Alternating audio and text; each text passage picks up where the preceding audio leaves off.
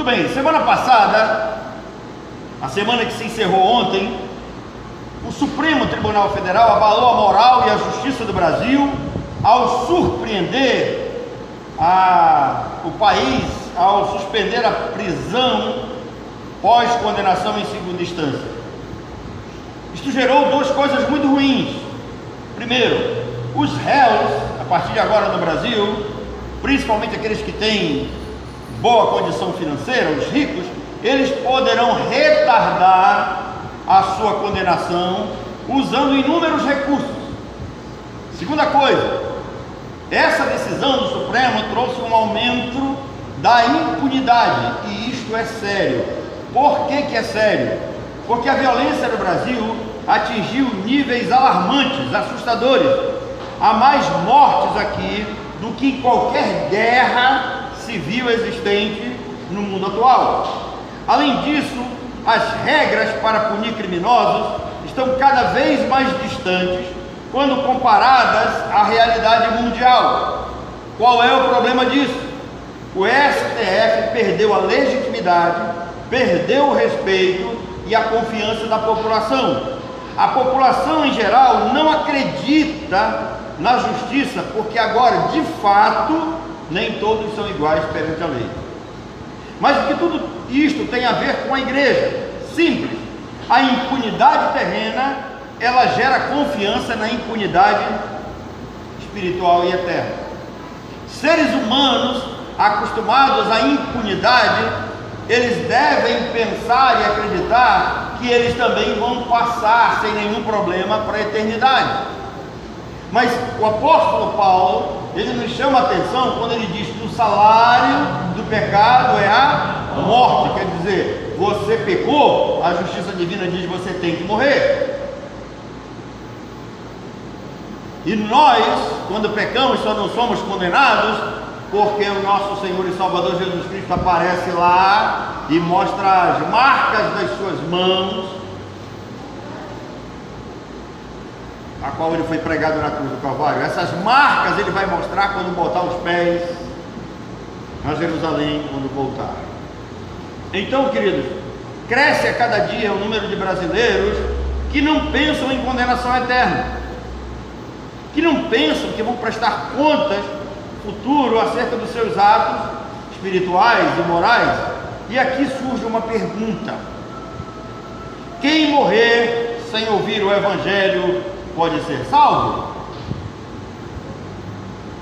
Essa pergunta, ela é pertinente e ela tem feito um estrago muito grande no seio da igreja, porque alguns chegam a pensar na questão da injustiça, de que Deus é injusto pelo fato de pessoas serem condenadas por não ouvirem o Evangelho. Há alguns que advogam aquele texto que diz que será pregado o Evangelho, será pregado o Evangelho do Reino em todo o mundo, e aí afirmam que nenhum homem vai morrer sem ouvir o Evangelho. Queridos, eu visitei a região do Alto Rio Negro. Existem pessoas que conhecem aquela região melhor do que eu, e todos nós que conhecemos a região sabemos que existem ainda tribos indígenas que nunca foram contactadas. Em determinados locais ficam apenas os vestígios do acampamento. Eles são nômades, eles não param. Na região de Roraima também tem tribos que ainda não foram contactadas, e certamente morreram pessoas sem ter ouvido do Evangelho. Agora, eu não tenho tempo para discorrer sobre esse assunto, mas Romanos capítulo 2 responde: aqueles que morreram sem lei, quer dizer, que morreram sem ouvir da graça salvadora do Evangelho, eles vão ser julgados segundo a lei que tem no coração. Capítulo 1 de Romanos, Paulo diz: tais homens são indesculpáveis porque existe uma revelação natural de Deus para a mente humana. Agora, essa revelação não salva. Por quê? Porque se a pergunta é: alguém que nunca ouviu o Evangelho pode vir a ser convertido a Cristo? A resposta bíblica é clara: não. Jesus é enfático quando ele diz: olha, ninguém vem ao Pai senão por mim.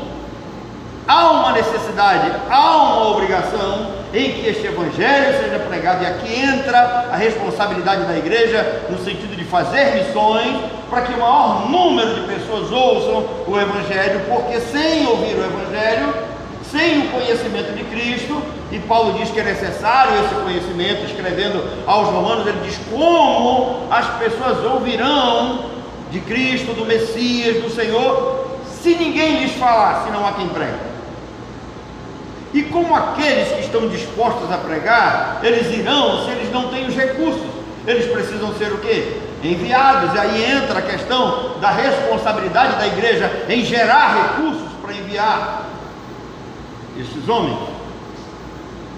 Quando Jesus diz que ninguém vem ao Pai senão por mim, esta verdade ela é repetida em Atos capítulo 4, versículo 12, um texto até que a maioria de nós conhece: em nenhum outro há salvação, porque também debaixo do céu não há nenhum outro nome dado entre os homens pelo qual devemos ser salvos, é pelo nome de Jesus.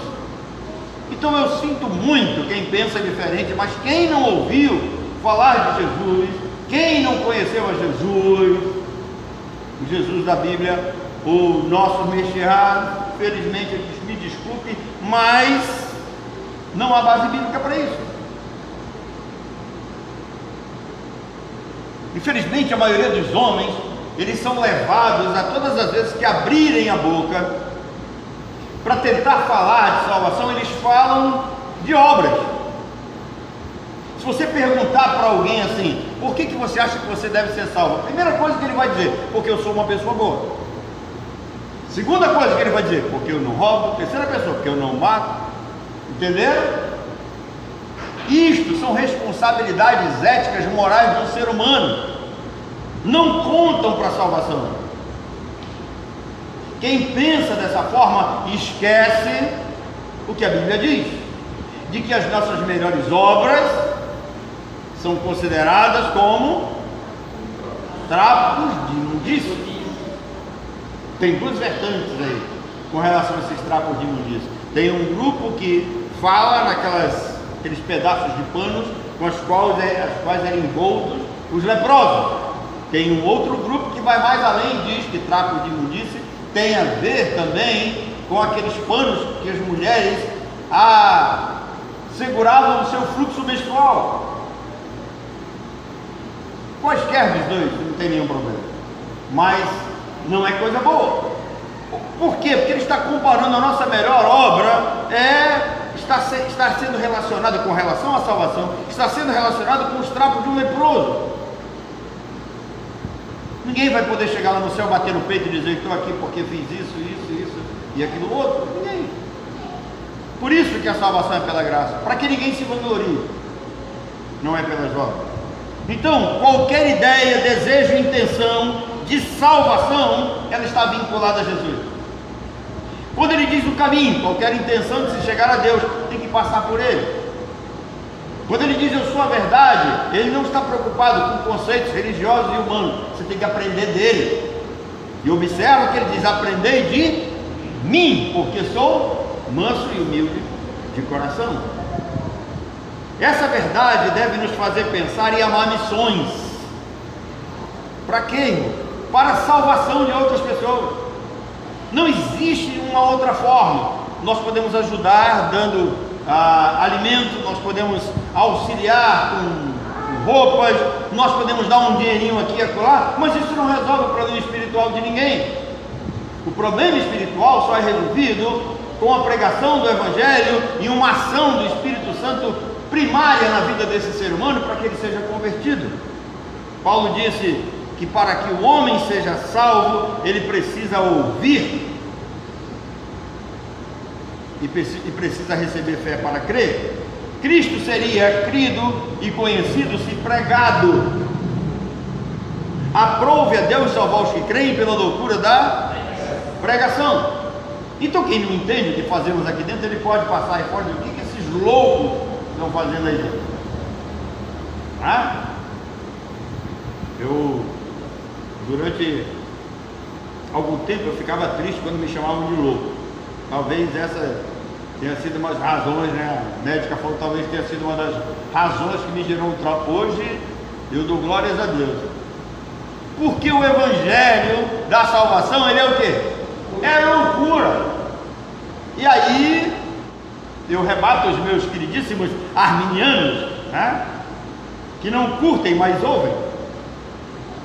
Aí eles dizem o seguinte, que eu sou louco. Aí eu pergunto, irmãos, qual é a loucura que tem em Jesus? Deus enviar Jesus, ele vem, morre na cruz, e aí ele joga essa responsabilidade na sua mão. Se você decidir pelo lado positivo, tudo bem. Se decidir pelo lado negativo, o problema é seu. Jesus já lavou as mãos. Tem loucura nisso aqui? Não tem. Agora, olha que loucura. Presta atenção na loucura. Deus, antes da fundação do mundo, já determinou a entrada do pecado no mundo, separou aqueles que ele queria salvar, enviou Jesus para morrer por aqueles aos quais ele já havia escolhido, depois envia o seu Espírito Santo para convencer do pecado, da justiça e do juízo apenas os escolhidos, e ele mesmo vai preservar esses escolhidos até o fim. Algum ser humano entende isso? Por isso que é loucura. Paulo diz isso, explica com todas as letras. Agora, quando o texto diz assim, olha, aprove a Deus salvar os que creem pela loucura da pregação, aprove significa que Deus se agradou.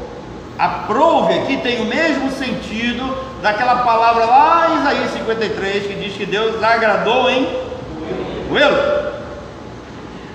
Agradou tem o sentido também de se deliciar. Interessante isso, essa palavra que vem da poesia hebraica. Deus se deliciou em que o evangelho fosse pregado aos crentes, aos eleitos. Então aprove a Deus salvar os que creem pela loucura da pregação. É Ele mesmo quem está dirigindo esta pregação. Observem a vida do missionário Paulo. Ora ele é impedido de ir para determinado local, ora ele recebe uma visão de um varão macedônio, chega lá e diz, olha, passa a Macedônia e ajuda. Ora ele diz, eu gostaria de muito estar convosco, mas eu fui impedido de estar até aí. Então Deus conduz, Deus direciona, Deus providencia. Diz que há uma delícia, um prazer no coração de Deus quando o evangelho é enviado ao coração de um eleito, e esse eleito responde positivamente, porque ele não tem como resistir à graça de Deus, porque ela é irresistível. E quando nós falamos de missões envolve chamado, envolve vocação, envolve preparo, envolve envio, envolve sustento, devido à gravidade do estado em que o homem se encontra. Qual é o estado de gravidade que o homem se encontra? Condenado. Quem crê será. Quem não crê, ele não diz quem não crê será condenado, já está condenado. Assim, então a condenação é automática, assim como a salvação é automática. Aqueles que estão em Cristo, eles já passaram da morte para a vida. Então por que pregamos? Porque devemos amar missões, porque devemos trabalhar para que missionários sejam enviados, para que as pessoas escolhidas por Deus ouçam essa palavra e eles passem do estado de morte em que se encontram para a vida. Se você ler 2 Timóteo 2,10, você vai ver uma coisa interessante lá. Paulo diz assim, tudo suporta por causa dos eleitos. Para quê?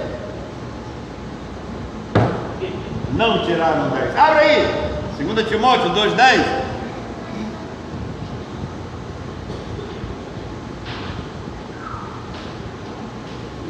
Tudo suporto por causa dos eleitos. Para quê?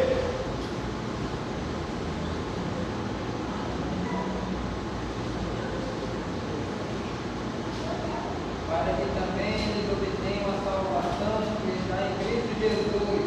Olha só, tudo suporto por causa dos eleitos, para que eles obtenham a salvação que está em Cristo Jesus. Então, antes de serem salvos, eles são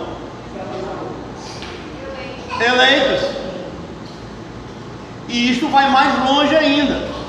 Todo aquele que é eleito, de fato, ele vai ouvir para que ele obtenha o quê? A salvação. Às vezes nós lemos textos e mais textos, passamos por cima deles e não prestamos atenção naquilo que está sendo lido.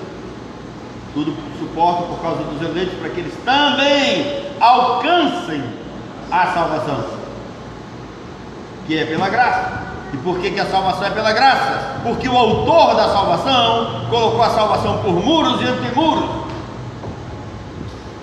e o homem natural não tem como ultrapassar esses muros para chegar lá. Assim como o verdadeiro crente, uma vez que ultrapassou esses muros pela graça, esses muros foram abertos para que a entrada dele fosse possibilitada até a presença de Jesus Cristo. Depois de salvos, eles são guardados com sebe, igual o Jó. O inimigo não os atinge de maneira nenhuma. Então, isso envolve chamado, vocação, preparo, sustento. Agora, se o salário do pecado é a morte, isto significa que o pagamento pelo pecado é a morte o quê? Eterna. É pagamento, o salário é pagamento. Às vezes eu vejo os caras tentando mudar o sentido das coisas, né? O resultado. Não, aqui é pagamento mesmo. Está falando de soldo, salário. O sujeito peca, qual é o pagamento que ele recebe pelo pecado? A morte. Pecou, tem que morrer. E quem não tem Cristo como advogado, ele já está condenado. Os homens, eles não aceitam a condenação imposta pelo pecado de Adão. Por que eles não aceitam? Porque isso fere o ego deles. Por isso, eles não se preocupam com a sentença de condenação automática e imediata. Eles não se preocupam com isso. Por isso que eu iniciei falando dessa decisão do STF, porque vai levar os seres humanos a viverem cada vez mais alienados disso. Eles não vão se preocupar se o sujeito não é punido aqui, quanto mais na eternidade. E ainda nós temos um agravante, que a maioria das igrejas, eles pregam um amor divino que não existe nas escrituras. Deus não vai condenar ninguém, porque Deus é amor. Deus, esse negócio de inferno não existe, porque Deus é amor. E eles esquecem que esse Deus de amor matou mais de 2 milhões de pessoas, no mínimo 2 milhões de pessoas no deserto. E que todos aqueles que saíram do Egito, só Josué e Caleb entraram na terra prometida. Então teve gente que saiu do Egito e morreu no deserto. Teve gente então que nasceu aliás, fora do Egito e morreu no deserto. Teve gente que nasceu no Egito e morreu no deserto. E teve gente que nasceu no deserto e morreu no deserto. Só Josué e Caleb entraram. E se vocês lerem com calma as revoltas acontecidas lá, dentre elas dos filhos de Coré ou Corá, você vai ver que o negócio não foi fácil. Com Deus não se brinca. Deus ama tanto esse homem, que em Deuteronômio 32, 39, ele diz assim: vede agora que eu sou Deus e não há outro semelhante a mim. Eu mato, eu faço viver, eu firo, eu saro, e não há ninguém que possa livrar alguém das minhas mãos. Daniel 4, 32 a 35, no resumo da ópera, ele vai dizer assim: todos os moradores da terra são por ele reputados em nada. Segundo a sua vontade, ele opera com o exército do céu e os moradores da terra, e não há ninguém que possa lhe deter a mão, nem perguntar por que o Senhor faz tal coisa. Ele é o Senhor. Esses seres humanos que chamam para si esse amor de Deus, Deus diz que eles são comparados a um pingo que cai de um balde. Pergunta, alguém aqui já deu uma de Maria, com lata d'água na cabeça? Lembra? A música dizia lata d'água na cabeça, lá vem Maria, principalmente os que começaram aqui no bairro, né? Porque quando a gente começou aqui não tinha água, né? Lembra? Não sei se eu vi a Mara por aí carregando a água na cabeça, não sei. Já estava aqui naquela época? Não lembro. Mas todo mundo passava com lata d'água na cabeça. Pergunta, quando você andando vai sacolejando aquelas gotículas, aqueles pingos que caem da lata, você volta para juntar? Não tem nada, não tem valor aquilo. Então diz que os moradores da terra, os seres humanos, os homens, são comparados a um pingo que cai de um balde. mais nada. Por isso, então, que as pessoas cada vez mais alienadas, eles não se preocupam com o inferno e com a condenação eterna. E essa é uma das razões porque os seres humanos não gostam de pregação, não ligam para a pregação. Eu louvo a Deus que a nossa igreja ama a pregação. Não é? Sempre a nossa prioridade aqui foi o quê? Foi o quê? Foi a palavra, a pregação da palavra, a pregação do Evangelho. Nós priorizamos isso. Agora, se vocês olharem em outros lugares, músicas, apresentações, comemorações são mais importantes do que a pregação. Por que priorizamos a pregação? Porque aprouve a Deus salvar os que creem pela loucura da pregação. Ninguém vai ser salvo aqui por um momento de comemoração, por uma musiquinha ou outra cantada, porque vai ser salvo pela pregação do Evangelho, porque a fé vem pelo ouvir. Então, no projeto de Deus todos pecam, já nascem condenados por causa da condenação automática e eles precisam de salvação. E aí Deus tem um projeto. Ele vai se aproximar desse pecador caído através de homens. Então Deus se aproxima dos homens através de outros homens. E aí é que vai entrar agora a nossa reflexão na vida de Abraão. Abraão, ele é tido como o maior missionário do Antigo Testamento. Alguns o veem como o primeiro missionário do Antigo Testamento. Então Deus pega este homem, Abrão. Abrão, ele é filho de Terá e Amatalá. Em português, Emitalai. Então Abraão é filho de Terá e Emitalai. Quem é Emitalai? Emitalai é a mãe de Abraão. Guardem isso, aprendam isso, que um dia vocês podem precisar. Seu nome de origem era Abrão. Abrão tem um A menos do que Abraão, porque Abrão está no singular. Abrão no singular tem o sentido de pai da exaltação, ou pai exaltado. Aí Deus mudou o nome de Abraão, colocou mais um A, ou mais um Aleph, e aí o nome de Abraão fica no plural, e no plural ele ganha essa conotação de pai de uma grande multidão, ou pai de grandes nações. No plural, então, o nome de Abraão ele sofre um acréscimo. A letra Aleph no hebraico, ela possui o mesmo poder, o mesmo peso que a letra alfa no grego. Aleph tem a representação física da força, do poder e da liderança. Por isso Abraão, a partir de agora, ele é chamado de o pai da fé. Quando ele recebe esse mais um ai, esse mais um A, um Aleph, ele passa a ser pai de muitas multidões e pai do paraíso. É o aumento de uma letra que vai dar a Abraão a autoridade de ter aquela parte onde estavam os salvos antes da ressurreição de Cristo, chamado aquele lugar de seio de Abraão. É esta letra que vai lhe dar esta autoridade. Então esse homem ele é tão importante para a sua época que ele era visto como uma espécie de salvador patriarcal. Irmãos, às vezes nós achamos que Deus escolhe qualquer um. E aí vem aquela coisa, né? Vai fazer para Deus, faz de qualquer jeito, acha que qualquer um pode fazer. Mas Abraão é um retrato vivo da forma como Deus escolhe, da forma como Deus faz as coisas.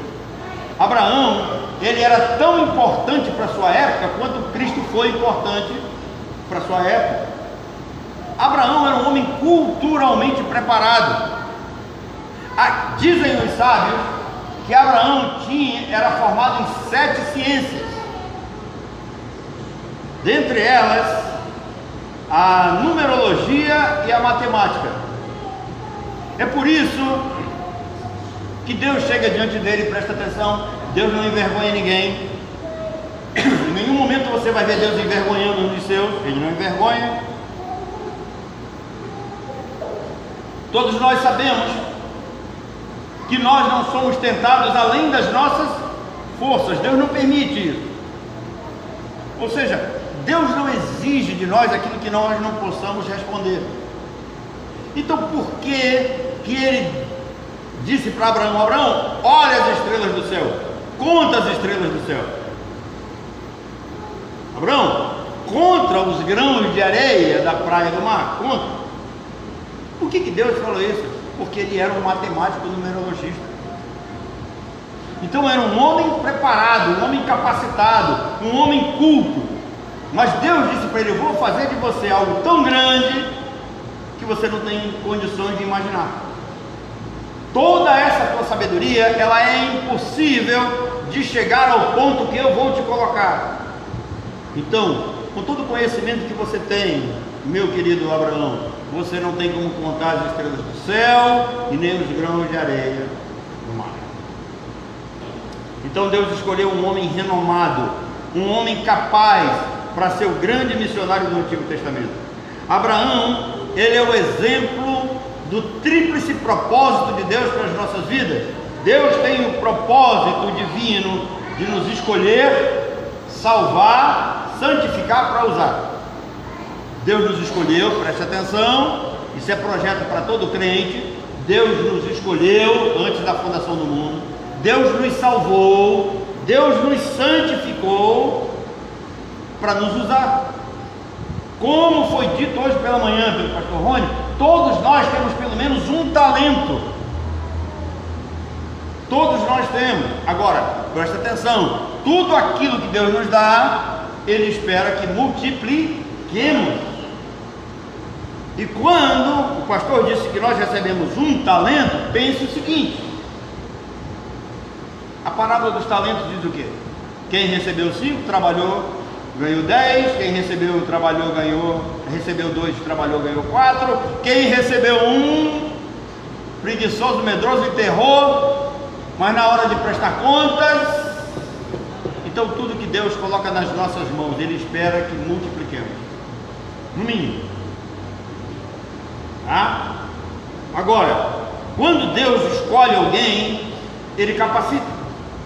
E para esse grande propósito a qual Ele escolhe Abraão, Abraão é um homem tão culto, capacitado, mas mesmo assim Abraão precisava ser preparado para ter uma convivência com Deus. Ele era preparado em ciências terrenas, mas ele não conhecia a fundo o Deus de Israel. Então Deus o escolhe para fundar esta nação. E aí, primeira coisa que Deus diz para ele: sai da tua terra e da tua parentela e vai para um lugar que eu vou te mostrar.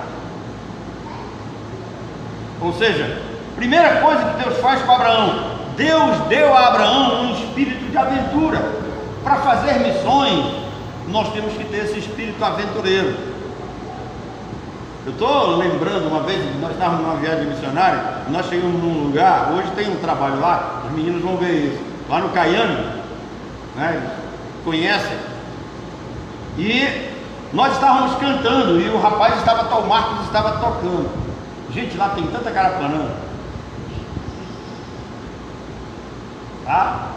E a carapanã pegou aqui na costa do Marcos e ele não podia parar de tocar, e ele continuou tocando. Ele ficou procurando onde é que tinha uma coluna, e aí ele continuou tocando, esfregando na coluna lá para matar a carapanã, encostando, mas não deixou de tocar. Quando terminou, eu fui lá com ele e falei: Marcos, você parecia aquela música do Luiz Gonzaga, né? O candeeiro se apagou, o sanfoneiro cochilou, mas a sanfona não parou, né? Ela continuou sozinha. Então tem lugares difíceis para você chegar. Então Deus tem que dar às vezes para um missionário espírito de aventura. Abraão, ele pertencia a um povo seminômade. Abraão vem de Ur dos Caldeus, cidade próspera, populosa da antiga Mesopotâmia. Eles eram criadores e comerciantes autônomos. autônomos, pessoas ricas, não eram pobres, eles eram economicamente livres. Tanto é que se você continuar lendo, a partir do verso 4, você vai ver que ele pega toda a fazenda, e ele já tinha empregados com ele. Então, Abraão recebeu um chamado soberano de Deus e mudou radicalmente a sua vida. Ele largou a sua terra, sua parentela para fazer missões. Só faz isso quem tem um espírito de aventura. Quem não tem fica perguntando para onde eu vou, o que eu vou fazer, quanto eu vou ganhar, alguém vai me proteger, e fica nessas questões. Mas que ninguém recebe um espírito aventureiro, vai. A gente chama de na cara e na coragem, né? Segundo lugar, Deus o libertou a ponto de romper com laços com facilidade dentro da sua família, da sua cultura e da sua religião. Abraão rompeu facilmente com a sua cultura, sai da sua terra, rompeu. Ele não está mais apegado à sua terra, ele não está apegado à sua parentela, ele não está apegado à sua cultura e à sua religião. Ele não teve problema em largar os seus deuses. Ele troca um monte por um só, e esse um só vale por tudo na sua vida. Então ele deixou o seu país, sua cultura, com os seus usos e costumes, deixou a sua religião pagã e idólatra para servir a Deus incondicionalmente. Você não vê Abraão colocando condições para servir a Deus. Abraão foi escolhido a fim de gerar filhos para servirem a Deus. Terceira coisa, Deus o fez acreditar no impossível. Quando ele sai, já está acima de 70 anos. De certa forma, idade já um tanto avançada. E Deus disse que sua esposa daria um filho. E daria um filho. Então ele sai com a promessa de gerar de Sara. E Sara era uma mulher estéril, Abraão sabia disso. Além de estéril, idade avançada. E quando Abraão é visitado, que recebe essa notícia, o que acontece, hein, com a Sara? Ela dá o quê? Por isso que Isaac se chama. Vamos pesquisar.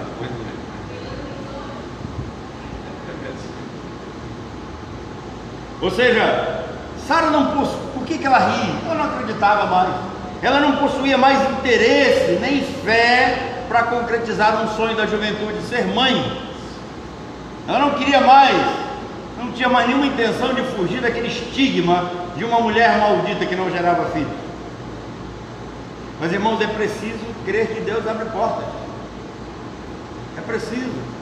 Às vezes eu fico pensando nas coisas que aconteceram aqui. Queridos, um dia nós estávamos trabalhando aqui, embuçando essas paredes, e a areia acabou. E o seu Pedro disse assim: pastor, acabou a areia. Eu falei: misericórdia, eu vou me transformar em areia? O que eu vou fazer agora? Eu falei: não tem areia, não tem dinheiro, né, para comprar areia, e precisava de areia para terminar tudo isso aí. Eu disse: mas Senhor, a obra é tua. E aí eu chamo, né? Tá marcando em caixa, pastor, tem 100 reais. Misericórdia, 100 reais. Só vai dar para comprar um metrinho, né? 2 metros, acabou. Não demora, bate um cara aí na porta: quem é o pastor aqui? Eu falei: é ele aqui. Aí o cara veio falar comigo: pastor, você tá vendo aquela caçamba lá? Vocês sabem aquele caçambão enorme? Eu acho que ele quer 6 metros cúbicos aquilo ali, ou é 12, não sei. Até a boca de areia. Pastor, acabou de estourar um pneu aqui, se eu for continuar eu vou perder meus pneus todinhos. O senhor não quer me comprar essa areia? Eu falei: meu irmão, até que eu gostaria. Quanto é a areia? De 100 reais. Eu falei: coloca aqui. Pode colocar aqui. Só que os 100 reais está muito amar. Vou lá no comércio do Vieira: Vieira, me presta 100 reais aí, depois eu te pago. Dei 100 reais pro cara. Nós embuçamos tudo isso aqui e ainda sobrou areia. E outras coisas, Deus vai abençoando, providenciando. É preciso crermos que Deus abre portas, que Deus faz o que parece impossível aos nossos olhos. Abraão disse: eu darei esta terra à tua descendência, olha, e aonde os teus olhos não alcançam serão teus. Agora, tua posteridade será incontável, Deus disse para eles. Em ti serão benditas todas as famílias da terra. Depois você lê Gálatas capítulo 3, versículo 8, com calma. Quarta coisa, mesmo com toda a sua capacidade, Deus o provou. Essa é uma coisa que nós não gostamos de ser provado. Nós não gostamos. Às vezes nós não entendemos as batalhas que nós enfrentamos, as adversidades, as perseguições, as acusações. Isso é Deus nos provando, nos preparando. Abraão falhou algumas vezes, e parece assim que eram provas muito simples, mas ele acabou falhando. Mas ele não foi abandonado. Sabe por quê? Os dons e a vocação de Deus são irrevogáveis. Mesmo que o homem se mostre infiel, Deus permanece o quê? Fiel. Porque fiel é aquele que nos chama. Então, é preciso ser provado, é preciso ser peneirado. Quantas vezes eu fui peneirado, né?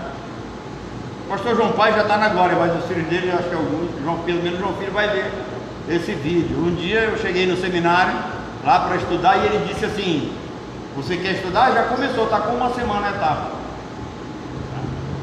Eu falei: não, mas eu posso, eu tenho condições. Ele disse: não, você vai ficar aí, você assiste aí esses 3 meses de aula, e se você gostar, na etapa que vem você começa. Sabe o que significava? Para me formar eu ia ter que dar uma volta toda em todos os módulos. E todos os dias eu ia para lá, eu ficava olhando, mas esse velho pensa que eu sou algum bobo. Tá? Ele não sabia que no dia que o pastor Limeira me levou lá no Instituto Teológico Presbiteriano do Amazonas, quando eu cheguei, a moça disse assim: olha, agora só ano que vem, o senhor não pode estudar agora. Eu falei: por quê? Irmãos, primeiro eu fui pastorear, depois eu fui estudar. Ela disse: porque lá naquela sala já estão fazendo a prova, era uma espécie de mini vestibular, uma prova que você fazia para poder estudar lá no seminário. Essa prova, a nota que você tirava, ia dizer se você ia fazer um curso básico de teologia ou se você ia fazer um curso a nível de bacharelado. E eu perguntei dela: quanto tempo está a prova? Ela disse: a prova está com uns 10 minutos. Eu falei: quanto tempo demora? Ela disse: 1 hora. Eu falei: me dê a prova aqui. Ela disse: você vai fazer? Eu falei: vou. Pastor, cuide da minha matrícula aí que eu vou lá fazer a prova. Eu terminei primeiro que os demais alunos e a maior nota foi a minha. Então nós temos que crer no impossível, nós temos que crer que Deus está conosco, nós temos que passar por provas, nós não devemos temer as provas, e passamos. Quinta coisa, é preciso obedecer incondicionalmente. Abraão não impôs condições, Abraão não reclamou de nada, e quando Deus pede a maior prova da sua vida, eu imagino o coração desse homem. Mas eu tenho certeza que ele não falou para Sara. Vocês imaginem se ele chegasse para Sara e dissesse: Sara, prepara o Isaac, porque eu vou levar ele, Deus está pedindo, e eu vou sacrificar o nosso filho. Eu acho que ela tinha sacrificado ele ali mesmo. Tá? A Sara que teria sacrificado ele lá mesmo. Antes que ele sacrificasse Isaac, a Sara sacrificava ele. Mas ele não falou isso, muito menos falou para o rapaz. Ele crê em Deus, obedeceu incondicionalmente. E esse homem, ele obedecia tanto, ele tinha uma confiança tamanha em Deus, que ele é o primeiro homem a dar 10% na Bíblia. Interessante isso, você sabia? Abraão é o primeiro homem a dizimar. A primeira vez que aparece na Bíblia a palavra dízimo, vem do reconhecimento de que tudo que Abraão tinha vinha das mãos de Deus. E aí ele se coloca diante de Melquisedeque, que ali estava representando Deus, e ele é o primeiro a dar 10%. Abraão fez por amor, porque não havia lei que o obrigasse, não havia lei na época, ninguém mandou ele fazer tal coisa, ele fez por amor, pelo conhecimento cultural que ele tinha do dízimo na sua época. Não havia lei ainda para determinar. Às vezes eu olho pessoas dizendo assim: não, mas eu ganho tão pouco, eu não vou dar. Será que você consegue ganhar menos que aquelas 2 viúvas que deram lá na presença de Jesus? Abraão fez por amor, queridos. E por último, Deus o abençoou. Quem faz missões espera ser abençoado com novas vidas para o reino. De Abraão vieram 12 tribos em Israel, mas muita gente não sabe que vieram também 12 tribos de Ismael. Você já parou para pensar nisso? Você sabia que todas as vezes que nós falamos de Abraão, nós lembramos das 12 tribos de Israel, e nós esquecemos que Ismael também teve 12 filhos, geraram 12 tribos, e que mais tarde Abraão tem outros filhos. De fato, uma grande nação. De Israel, da qual Deus conversa com Abraão, veio o Messias, nosso Salvador, Jesus Cristo. E aqui, por que nós devemos pregar salvação? Porque salvação é mais do que um simples livramento do inferno e a herança prometida no céu. É mais que isso, irmãos. Salvação inclui o perdão de todos os nossos pecados. Agora eu quero fazer um pedido para você. Pare de que quando você for orar, dizer: Senhor, perdoa os meus. Pare com isso. Sabe por quê? Quando Jesus disse está consumado, ele disse está terminado o projeto. Você já foi perdoado. Se você se entende como crente eleito para salvação, santificação no Espírito e fé na verdade, os seus pecados já foram perdoados, todos eles. Por isso que eu não gosto de combinar nada, essa história de combinar, nós não combinamos, mas o texto devocional lido aqui: nada poderá separar do amor de Deus que está em nada. Por quê? Mesmo que você dê uma escorregada na vida, seus pecados já foram o quê? Perdoados. Agora, vocês começaram a ler a partir do verso 31. Se você ler os versos 29 e 30, você vai ver uma coisa muito interessante. Todo o processo de salvação já foi concluído. Aos que chamou, justificou. Aos que justificou, glorificou. O que significa isso?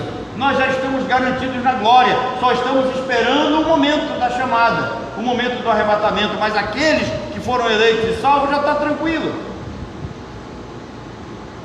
Então, a salvação inclui o perdão de todos os nossos pecados, todas as nossas ofensas e todas as transgressões. Quando nós pregamos o Evangelho, quando nós fazemos missões, nós estamos desejando isso às pessoas. Nós queremos que quando essa palavra atinja uma pessoa, ela também tenha os seus pecados todos perdoados, tenha a sua mente limpa, porque quando Deus nos escolheu, salvou e santificou, Ele nos libertou totalmente, libertou a nossa alma de toda inclinação maldosa que nos dominava. Eu não estou dizendo que somos perfeitos a ponto de não pecar, mas nós não temos mais a maldade como prioridade. Nós não temos mais um coração mau. Aquele coração mau de pedra foi retirado e foi nos colocado um coração de quê? De carne. Isso não foi feito por nós, foi Deus quem fez, e Deus o fez para que ninguém se glorie. A salvação é a retirada de toda a culpa que carregávamos na mente devido à desobediência de Adão. Um dia eu estava lendo um livro intitulado Diálogo, acho que eu já contei essa história para vocês. E havia uma discussão entre um crente, um ateu e um não crente. E o ateu falando que não existe Deus, e o crente dizendo que Deus podia perdoar pecados, e o ateu dizendo que isso não existe, o crente dizendo que só Deus salva, e o ateu chamando ele de louco. Aí o não crente olha para o ateu e pergunta assim: se não existe Deus, quem é que vai nos perdoar? Sabe por quê? Porque todos nós carregamos na alma uma culpa que só pode ser perdoada por Deus. O pecado gerou isso em nós. E a salvação, ela retira essa culpa que nós carregamos na alma desde o primeiro dia que entramos nesse mundo. Salvação é a total redenção e restauração do homem em seu estado caído. Por isso que o salmista diz que Deus nos tirou da lama, colocou os nossos pés sobre a rocha, que é Cristo, firmou os passos, nos deu uma nova maneira de viver e cantar. Em Adão nós recebemos a condenação automática, mas em Cristo nós recebemos a vida eterna também, automaticamente. Então que Deus nos abençoe, e que nesse projeto de fazer missões, de amar missões, venhamos a pensar nisso.